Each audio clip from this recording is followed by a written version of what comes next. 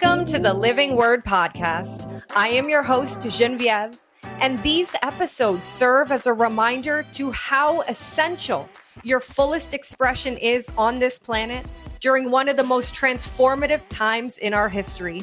Together, we are going to explore truth through vulnerable conversations about life's deeper meaning, exploring holistic wellness, mindset, spirituality, entrepreneurship, love, and everything in between. Let's dive in, shall we? Welcome back to the Living Word Podcast. And today we are joined by the incredible Dr. Rachel. Hello, guys. And I'm going to take you on a little bit of my own journey. You see, when I was 25 years old, I was diagnosed, and I say this with bunny ear quotations because this is not the story of my life, but I was told that I had PCOS, polycystic ovarian syndrome.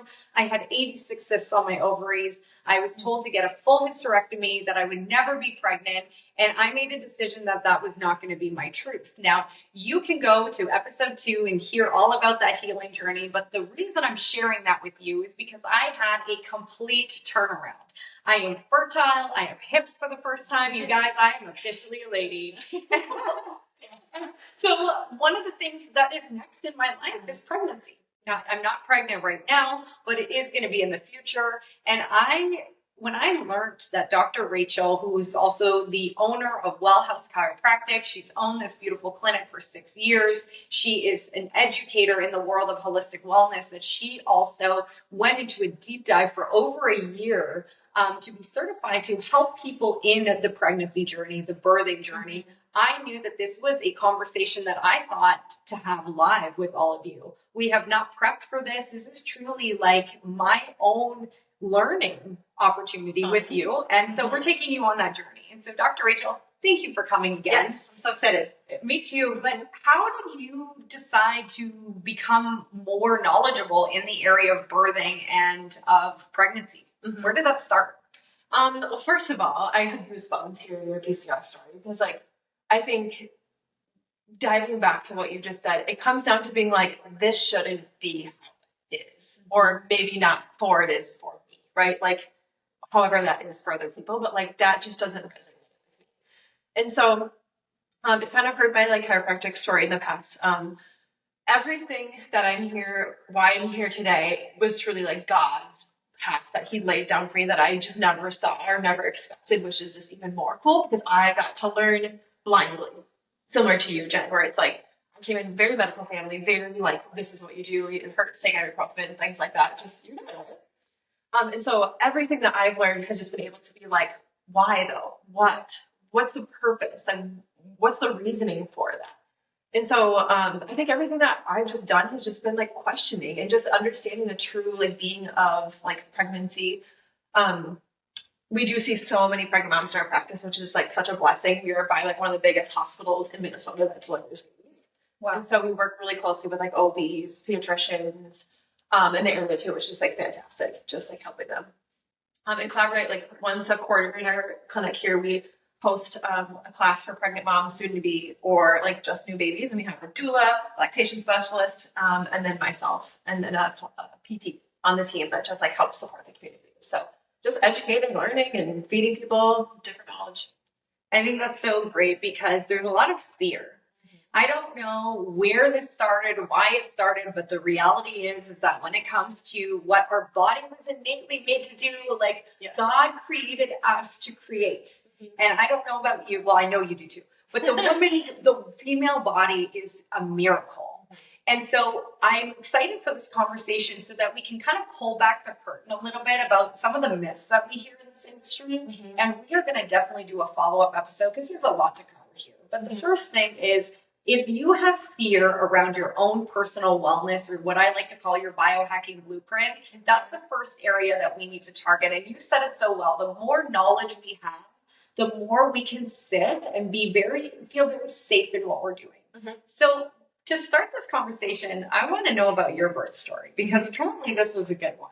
Well, and I think, so I have 2 children. I have a 7.5-year-old and a 3.5-year-old right now. And my first, again, you don't know a lot of these things until in the moment, you're holy cow, you can research and do all of this stuff ahead of time. And So my first, my water broke, like literally after I got done adjusting, sat down on my computer, and I was like, oh my gosh, I'm peeing myself. Did you inspect it? Was it No, when you were early? 36 weeks, yes. Okay. So it was a month early. And I literally was, again, I knew it was happening, but I didn't was like, this isn't real, right? And so I remember like telling my husband, was like, my water broke, I'm going to go home, because at this point I was going to have a delivery in the hospital that.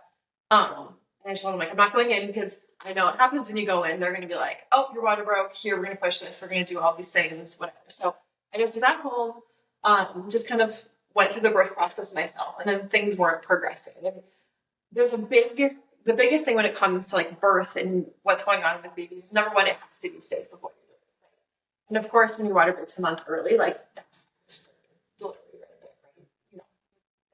So being smart, but also like knowing what was going on is huge.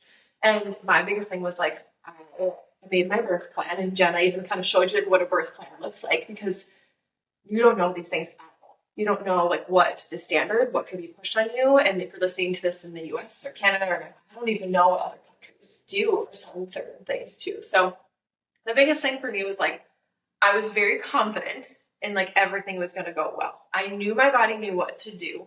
And that is a massive, massive, massive thing that I see with our pregnant moms in here. Like you said, fear is a very powerful thing. It can be used in so many different ways.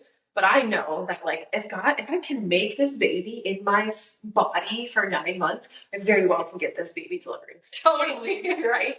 And so it's like just knowing those tools with things. And so with my son, able to like have natural birth in the hospital, I basically declined everything. I laid and birthed my baby there, which is fantastic. And then unfortunately, I did test for like group B positive strep. And so what's supposed to happen is you get an antibiotic for that. I declined that. And you can do your research on that. In Europe, they don't even do that. It's just one of those things. And so it's just being smart. Again, it's like understanding what it means. And a lot of times when it comes to like, I think the birth process, whether you're going to get pregnant and want to get pregnant, you know, infertility journeys, pregnancy, labor and delivery, is asking the question, like, what if I don't do it? What would happen? Mm-hmm. And just saying that just to know, right? Not to be like, I'm declining, I don't want to do anything. You're saying, like, what happens if I don't do that? Is it still going to deliver the baby and still going to move forward? Then my answer is always like, then I think I'm okay, type of thing. But that made sense to me, right? One of the biggest things too, when it comes to like, I chose not to do the ultrasounds or anything like that because I didn't feel like I needed to. One of the biggest concepts of like over ultrasounding moms is it creates more fear. Because then they find more things, they look at this like, what about that? What about this? And we didn't really do ultrasounds 30 years ago. That's not that long ago. That's not long ago, right? And so going back to like Palmer, and when I had her too, the group B positive, I declined that. And I mean, fear. They were like, you have to sign this form because you could kill your baby if you leave the hospital and don't give this antibiotic to them. Wow.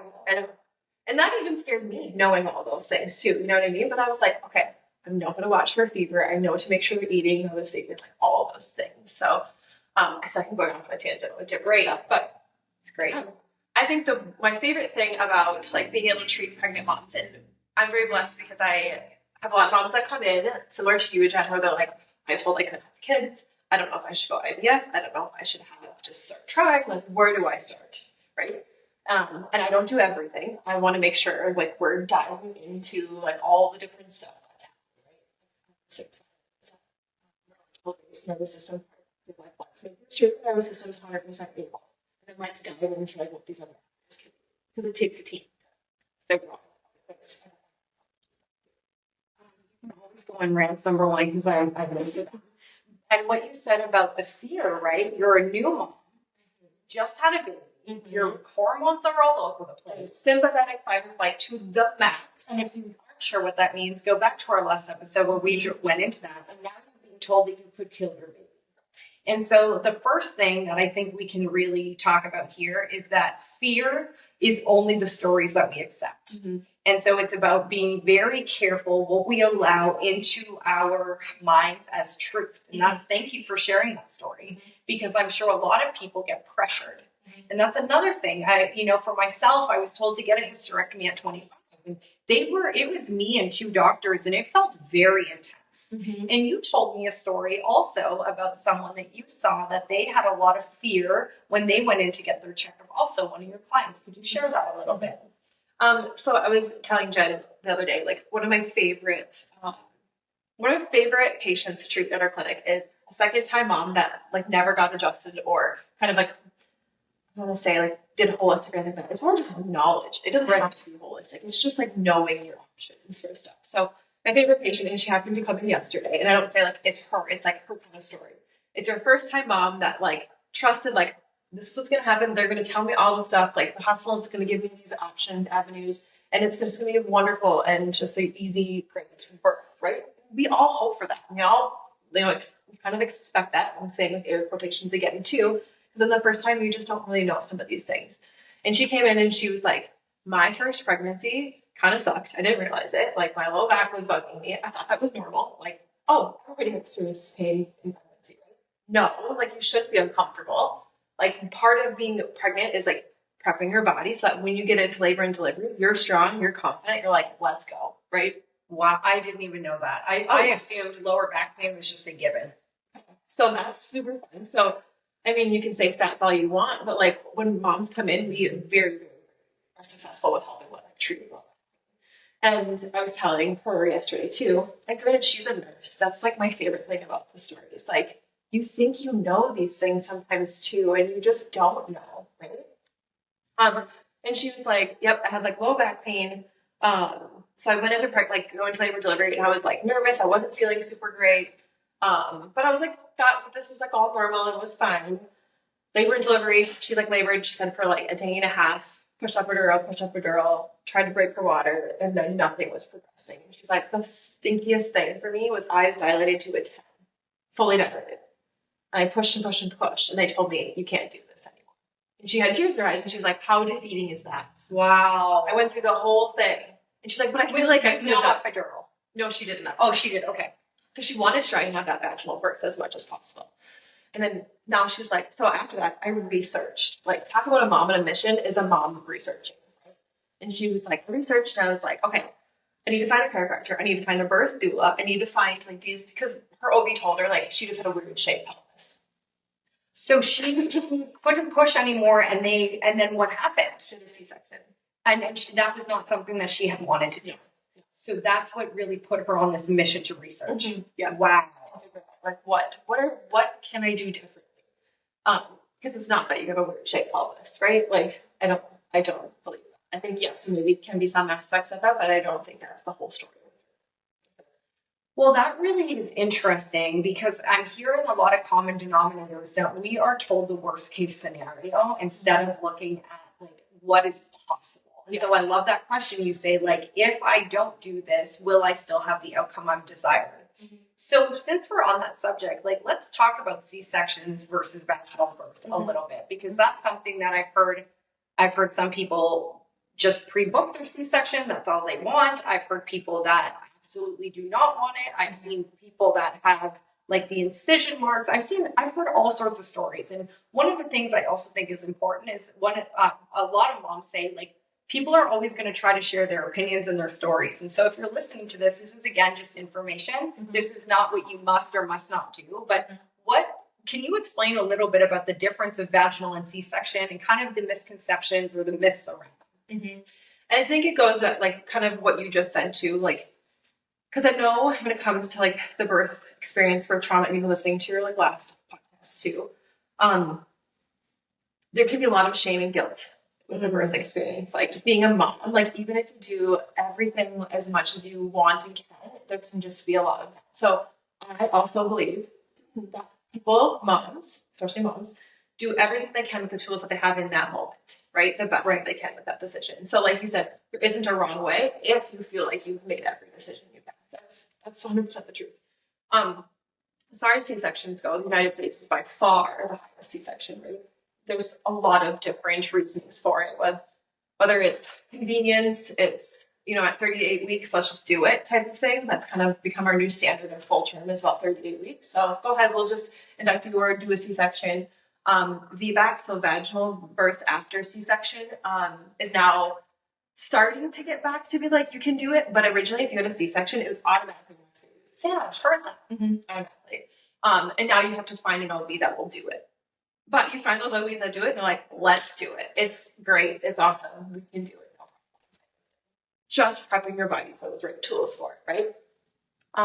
So I think in the United States right now, I think we're at like a 33 to 35% C-section rate. Wow. I know. Yep. And like one of the healthiest countries in the world, like Sweden, I think they're at like 8%.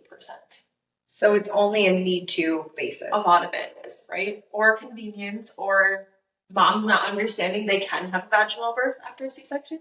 But kind of the big reason why I love to educate moms about why the vaginal birth is just really important for the baby, because I don't think this is understood. I think people think like, yep, things could be too risky. We just don't want to do all those things. In some situations, it can be too risky, right?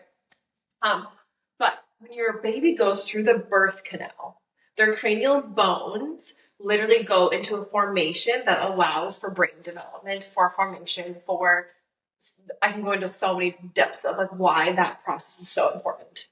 Wow. Also, when you go through the birth canal, you take a big gulp of your mom's bacteria. And that is about 80% of your gut health that comes from that. Are you serious? Yes. And so when you then think about like, and we can go different avenues, but that creates so much of that baby's like gut health, bacteria, and immune system development. So, you know, you see all these kids with like asthma and skin and eczema, all these things, and the rate of C-section drop and all this stuff. Well, yeah, because that gut bacteria never got developed in their body. Wow. So that's a huge reason why that vaginal birth process is huge for a lot of growth development, brain development, gut development, you name it. That is incredible. And it makes sense, because I truly believe that God created our bodies with a purpose, and everything is there to create and to birth. Now, when we're talking about vaginal births, there's a lot of talk about epidurals. Okay, I've heard from some people they would never go without it. I've heard from some people they don't want it.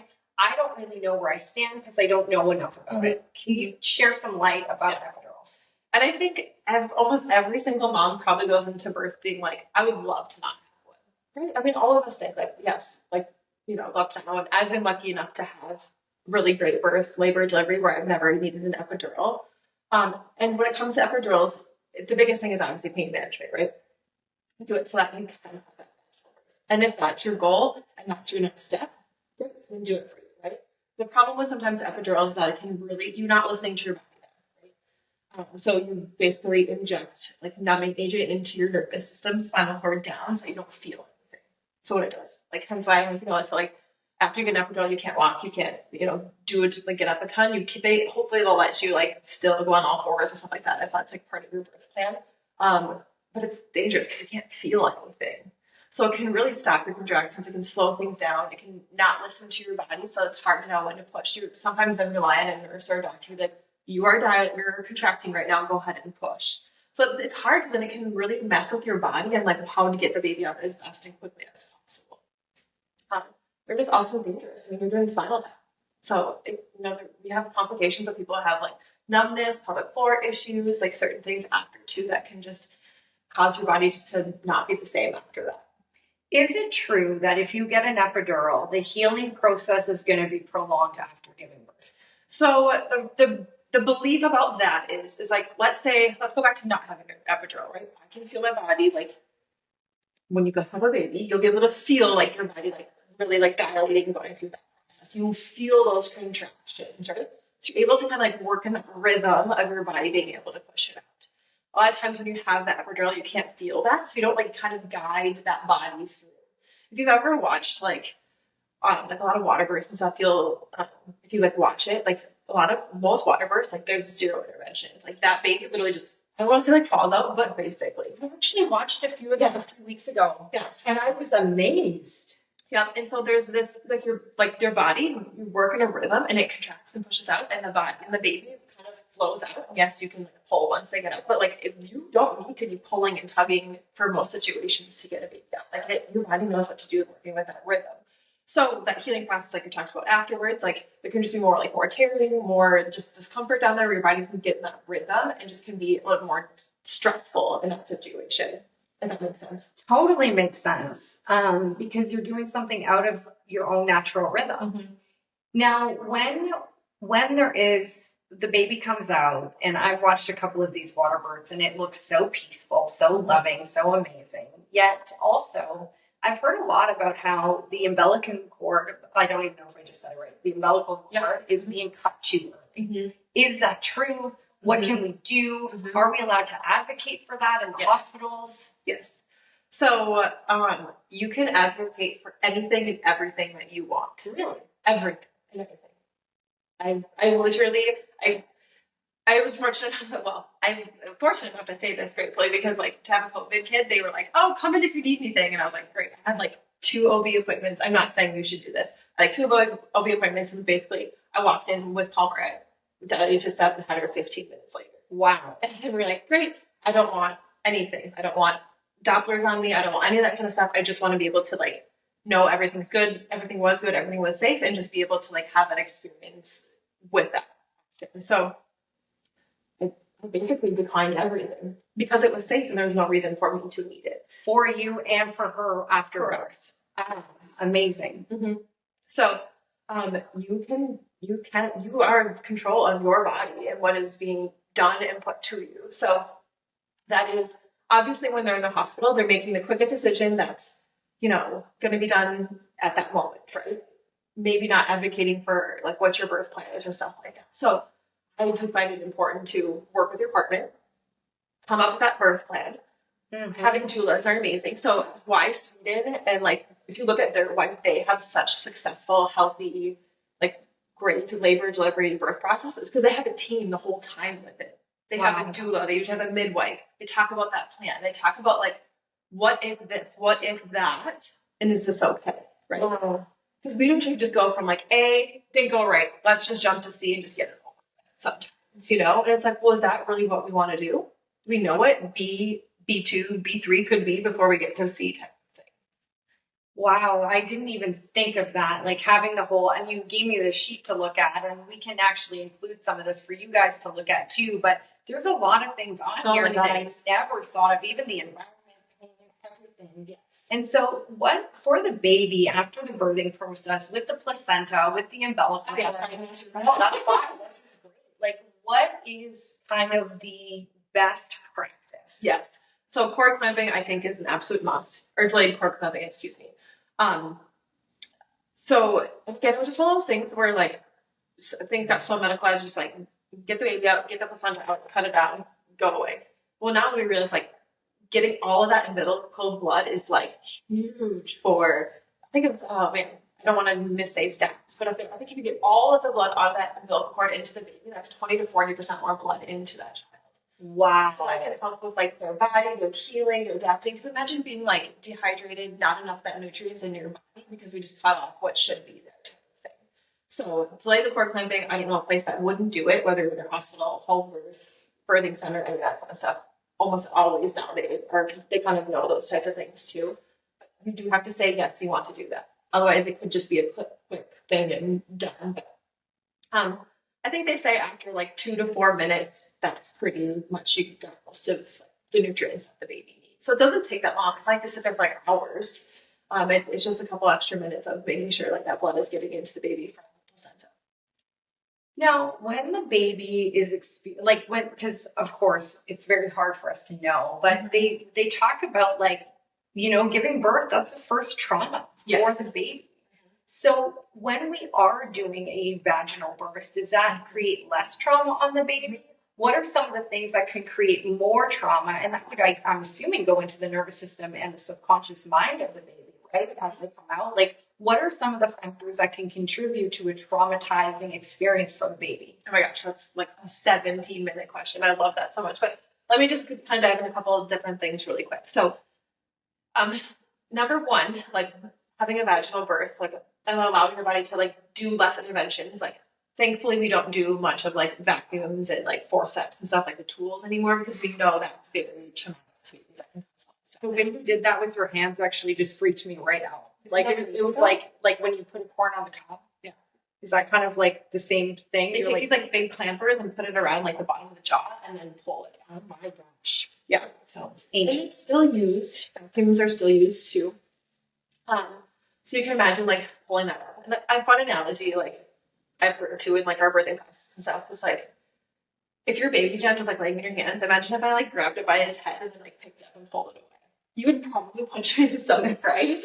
As you should. Yes. But now imagine doing that and forcing something back. So kind of we're trying to just pull. Well, this little next should be pull. So doing as much as little as you can to allowing the baby to naturally proceed is excellent. Again, that can be on your birth plan for stuff, right? And we can talk through that with your OB midwife who's ever delivering for you. Obviously, with a C-section, there's zero pushing, right? So that baby has to be pulled up by its head. So there can be some more birth trauma via C-section for those different things too. Then, you know, your baby, if you're pregnant, your baby's sharing your nervous system, right? So again, going back to that fear, if you are nervous, if you have so much going on, if you're stressed, if you're going into like this room and you're like, oh my gosh, I have all these things going in my head, how do you think that's going to feed into it, right? We know this answer. We know that type of thing. But really making sure physical, chemical, emotional, those toxins in our environment can be best supported with our baby from pregnancy, labor, delivery, and all the way through after too. Wow, it's really everything that we experience. Obviously, our baby experiences. You just kind of brought that into a full perspective for me again, and even the environment that we go through. And that's one of the reasons that you do work with pregnant women in your clinic to regulate their nervous system and make sure that they feel good going into it. I feel like there's so much around birthing that we just don't know because things change so fast and so often. When you have a child, I just want to know, like, when's the first time that you treat nervous system for a child? As soon as we can. Really? Yes. Yeah. So we have, I mean, truthfully, we have, so back to kind of your question too, like even easy natural births, like nothing, like Jen, stats show that about 95% of babies are born with a subluxation, meaning misalignment of their body and nervous system stress. 95%. And that was a medical study, right? That's showing like how it is. And that's some of it just in utero. You're just like, there's so many different factors, right? Well, think about it when we have a kink in our neck from sitting. Yeah, exactly. You know? Right, for sure. And so, truthfully, we get the pleasure of being able to treat moms through pregnancy and then educating on them. And most of our moms come in as soon as they're ready. That can be 2 days from the hospital, weeks later. Oh, yeah, all the time. Babies come get adjusted at like days old constantly. It's probably incredible for them. Yes, exactly. Well, I had no idea.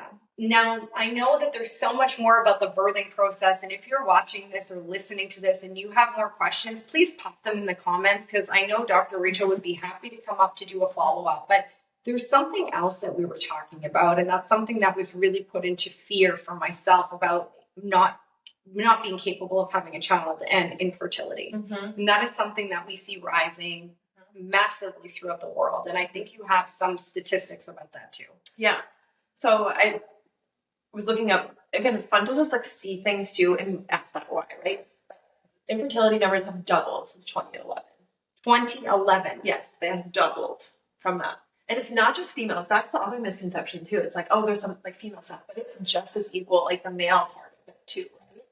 And that's a big part of it too, is diving into like what is going on with all this infertility stuff and finding out what is the root cause of it. Absolutely. I know a lot of my friends who have gone through IVF. Some of them have been successful, some of them that have not been. And what I have found and what I've heard is that a lot of moms, like, that process is very traumatizing for the body, for the mind, for the spirit. And so the reason I brought that up is just like my story. We can choose if a story is ours or not. Always. And when we choose that it's not going to be our story, it means that we have a process of knowledge collecting that we have to go through. And one of the things that we both agree on is that there are many options out there if there is a infertility in your home. And so for everyone listening to this, I just hope that you know that if you've been told that you can't have children, there are more options than just going into a medical intervention. If that feels good for you, then absolutely go down that route. But do you educate on those options here? Okay. Oh yeah. And that's what's really fun for me anyways, like I don't want to do everything. I want to stick to my lane and be like, here's the next best professional. Here's the person for you. Here's all of those things. And I think one of my favorite, like when I hear people say like, it's okay to fire your doctor that you have. It's okay to fire your chiropractor, your acupuncturist, your mental health person if they're just not giving you like what you think is like the best, or even for like, why is it a no? Like I don't understand that. And I think that's going back to us. I mean, like we need to be advocates of our own healthcare. No one else is going to do it for us. I promise you that. It's unfortunate. That's just the way it is. So you need to be able to like stand up for yourself and do that dirty work a little bit to figure out what am I doing? What am I choosing? Those two doctors that had that answer, that's not my answer. No, thank you. But there is the person that will have that answer for you. I can almost promise you that. It's so empowering, just like giving power back to the people to make decisions. And, you know, it brings me back to how we used to be like way back in the day where the women would be in the tents and it was like all the women come together for the birth and then they go in the water, and there was just such a ritual around it. And it seems like it's become very like methodical, very like cold almost in the way that we go about it. And so I'm grateful that you are here to be an advocate and give people permission to go back into their own truth about what they want. And I actually feel like I am more empowered now, even on my journey of having kids, from this conversation. And if there's any advice that you would give to a pregnant woman or a new mom, what would it be? Pregnant woman or a new mom? I think it goes back to like what we talk about a lot, Jen, is just like having that team around you. When you know, even like I said, myself, even being a pediatric prenatal chiropractor, like you think you know so many things, but you know how many times I've asked my other chiropractic friends, my team here, like, what would you guys do? What do you think about this? Like, and just being able to like kind of work through things with a group of people. Even being a mom, even like kids myself, like you just constantly are asking, like it never gets easier, it just changes. So you're just constantly adapting as that changes with the different people in your life. And finding again what is important for you and your family. Going back to the true nurturing collaboration of the feminine. Thank you for that. And it's like we get to ask for help. We get to ask for support. We don't have to do things alone. And I think that also allows us to really stand into this place of power instead of the victim. Yeah. And know that we have everything that is required. There's this falsehood that we are meant to do everything on our own. That's just not how humans were designed. And so I'm just so grateful for you and what you do. And if you are local to the Minnesota area, I would highly recommend coming into Wellhouse Chiropractic. Whether you're an individual, a family, a mom, a male, just come in here and learn, because you even have like little courses for people to go through to be more knowledgeable. So thank you for being an educator. Thank you for really being at the front line, shining the light on this holistic revolution. I'm so grateful for you. And if you want to connect with Dr. Rachel, you can find all of that in the show notes. And I just thank you for all of your wisdom on this podcast. Thank you too. Very fun. Love it. See you all soon. Rachel and I have a special gift for all of you listeners of the Living Word. 5 ways to hack your nervous system. All you have to do is click the link in the show notes and get your free downloadable tool. Enjoy. Thank you so much for joining me on the Living Word podcast today. My hope is that you have something new or a remembrance that you can apply in your life right now. Isn't that the whole point of us learning and growing? To take new understandings and alchemize them through our own human experience? Please like and leave a comment or review if you enjoyed this episode, and share it with people in your life who would benefit from hearing it also. And make sure you subscribe to the Living Word podcast on your favorite platform and be the first to know about upcoming episodes. Sending so much love and gratitude to be on this journey together. See you soon.